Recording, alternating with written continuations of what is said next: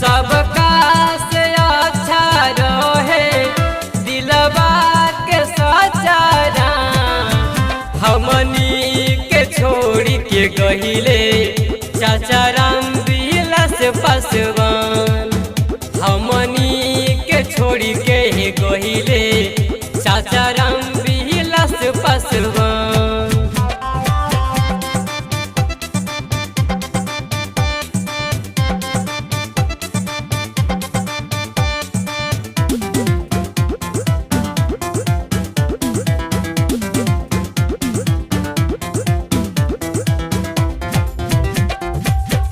अच्छा कैले रहे बहुते उ काम हो, बहुते उ काम हो। महडलो के बाद अमर बाटे उनकर नाम हो, कैसे के होई यहो बिहार के रक्षा हमनी के छोड़ के गहिले चाचा राम बिलास पासवान।